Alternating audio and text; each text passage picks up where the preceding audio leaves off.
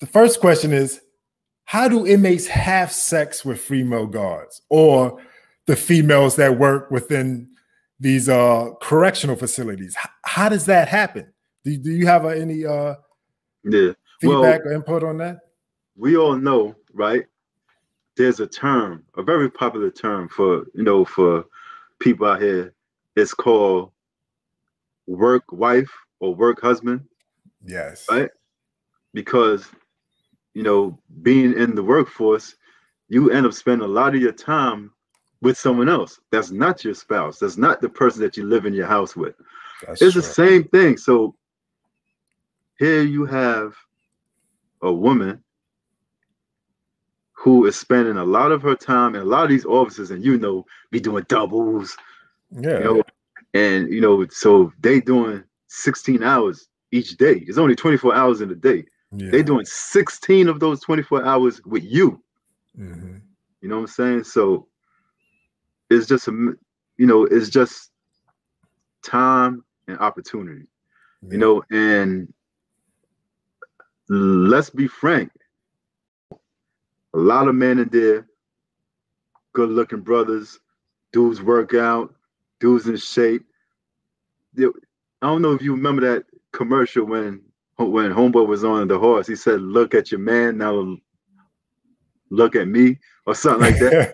Yeah. It's like, so this chick, she's at work watching us because that's her job, is to watch. Mm-hmm. So she's watching the muscles. She's watching all these guys, and a lot of these guys in prison are masculine men.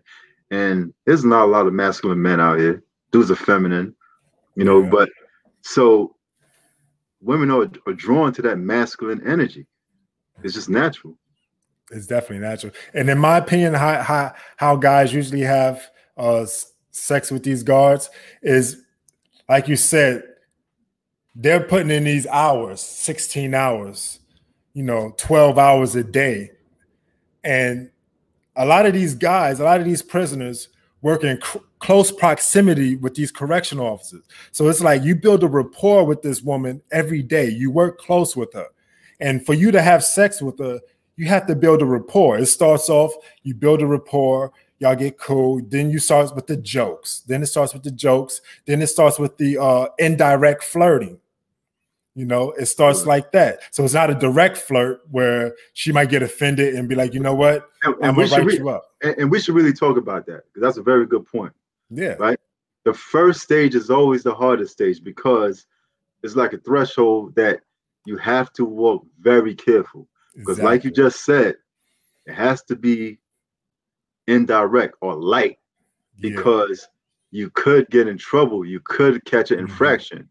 Yes. You could get beat up. Yes. Let's keep it real. Extremely beat up, almost extremely killed. beat up, almost killed for disrespecting a female officer. Yes. So you have to be very careful with that. So we have to let that be known that it's not like dudes on the block and dudes like, yo, ma, cat calling, yo, ma, what's up? No, it's not. It's definitely not like that. So it has to be extremely subtle. And then once you see that she's reciprocating the light flirting, then it gradually goes from there. Mm-hmm. And I think that's how it starts. And a lot of times what I realize is that a lot of these women are single, in bad relationships, have husbands who are probably unattractive or don't pay them any attention. Mm-hmm. So when they're working with this guy who's incarcerated, and then working with him in close proximity every day, this guy notices everything about them. He's going to say all the right things. If he see her hair different, he's going to notice, because that's the only thing we can do is notice. If her fingernail polish changes, he's going to see that. He's going to the prisoner, the inmate, is going to notice that her fingernail polish just changed, or her hairstyle is different, or her perfume is different. He's going to notice all those little nuances that right her man might not notice. But let's talk about that though, because you bring up a lot of points, especially the point with the perfume.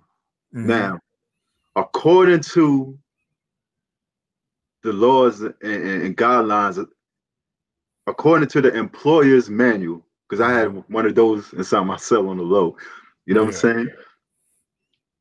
A woman officer or any officer cannot wear perfume. But you know that's not. But you know they always wear it.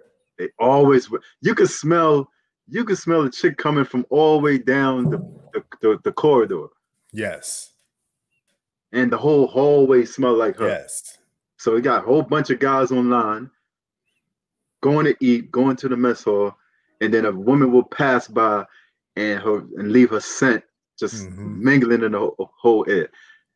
Do you think that that's innocent? Like, do you think she don't know when she's getting up in the morning to put on her uniform? And let's talk about the uniforms too. Yeah. Some of these women, they tailor-made their pants to show their ass. Yeah. Because technically you can't wear tight stuff. I think it's in the employee's manual either. So females cannot wear tight-fitting clothing. So if she's purposely putting on tight-fitting clothing when it's against the rules to work in a men's prison, deprived men. These men are deprived. Sexually deprived. Absolutely. Now she's trying to gain attention, either from the prisoners or from the men who work there. Absolutely. And there's no doubt. Common sense tells you that you're automatically going to gain attention from the prisoners, whether you wear baggy clothes or not. But if you wear form-fitting clothing, that's guaranteed attention. Yes. Absolutely.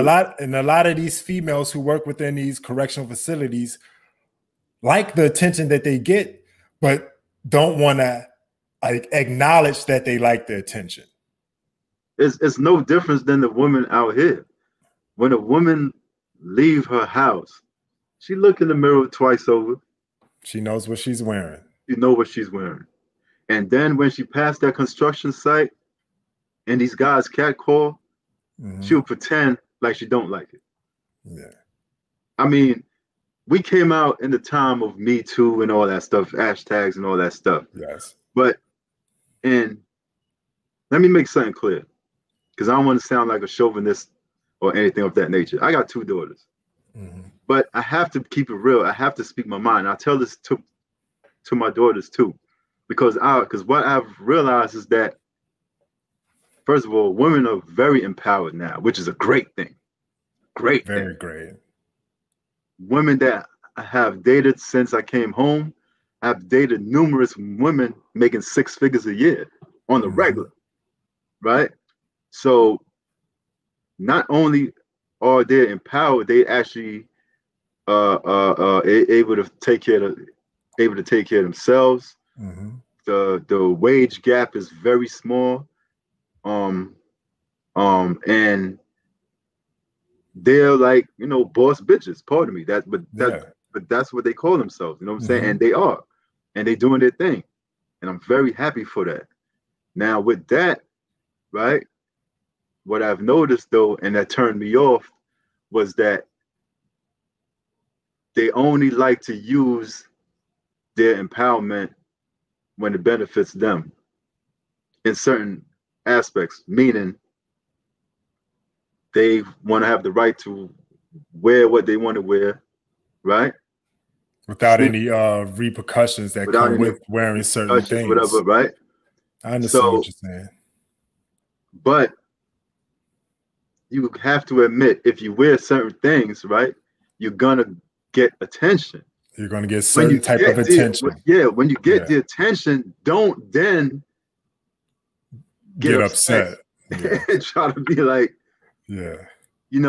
I mean, if you walking around with something in your butt crack and you have your 2 cheeks showing, you can't get mad when people are actually staring and Googling because you're wearing something that garnishes that attention. And that's the same thing with some of these women who work in these correctional facilities. They wear certain things that technically are against the rules, but they wear it to get attention, either from the prisoner or their coworkers. The co-workers. Facts. And it's automatically going to be the prisoners because, like I said, the